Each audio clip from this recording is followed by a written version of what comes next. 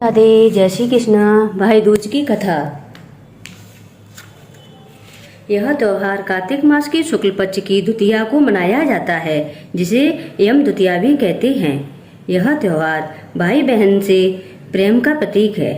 भाई बहन के प्रेम का प्रतीक है। इस दिन गंगा यमुना में स्नान करना, तिलक कराना तथा बहन के घर जाकर भोजन करना अति फलदायी होता है। बहनें इस दिन भाई की आरती करके उनकी दीर्घ आयु होने तथा अपने सुहाग की कामना कर यमराज से हाथ जोड़कर प्रार्थना करती हैं। इसमें बहन द्वारा भाई का टीका कर उसे गोला दिया जाता है। भगवान सूर्यदेव की पत्नी का नाम छाया था। उनकी कोख से यमराज तथा यमुना का जन्म हुआ। यमुना अपने भाई यमराज से बहुत प्रेम करती थी।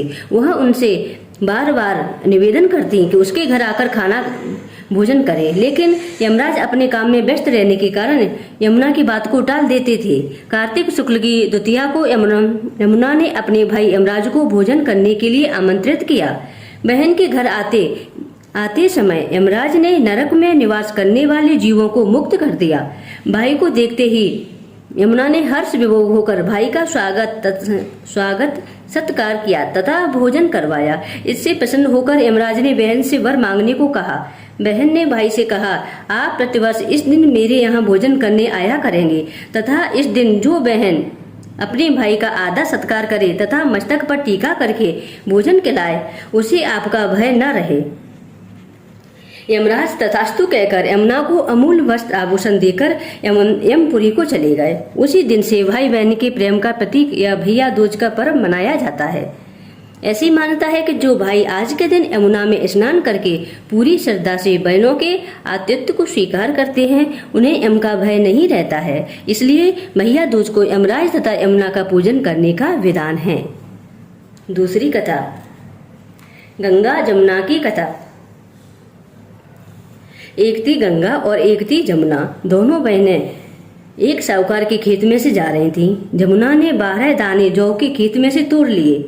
गंगा बोली, बहन यह तो चोरी हो गई, तुम्हें तो पाप लग गया। जमुना बोली कि अब यह पाप कैसे उतरेगा। गंगा बोली कि 12 बरस साहूकार की नौकरी करने से उतर जाएगा। जमुना साहूकार के यहाँ गई और बोली, मुझे नौकरी पर रख लो, 4 काम छोड़कर मैं तुम्हारे सारे काम कर दूंगी। एक तो झूठे बर्तन नहीं धोऊं, झाड़ू नहीं लगाऊं, सेज नहीं बिछाऊं और दिया नहीं चासूं। साहूकार ने उसे नौकरी पर रख लिया। 12 वर्ष बाद कुंभ का मेला आया।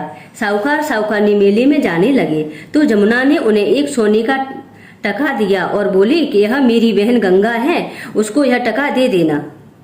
वहाँ मेरी बहन गंगा है, उसको यह टका दे देना और कहना बहन जमुना ने भेजा है। तो वह हाथ पसार कर गोरी गोरी बैयों से हरी हरी चूड़ियां पहनकर ले लेगी।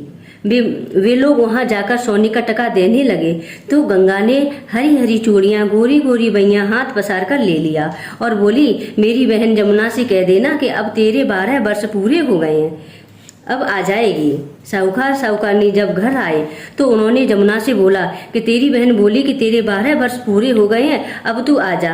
यह सुनते ही जमुना सहस्त्रधारा होकर बहने लगी।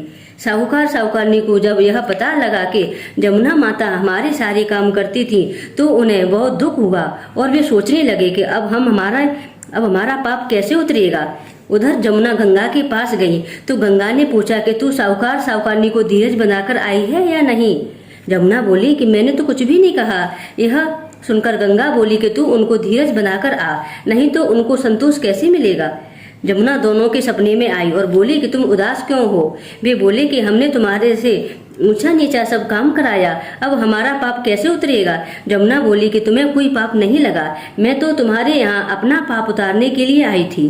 तुम्हारे खेत में से मैंने 12 दाने गेहूं के तोड़ लिए थे, इसलिए मुझे दोष लग गया था। तुम्हारे 12 साल काम करने से उतर गया है, तुम उठो, तुम्हारे कोई दोष नहीं लगा।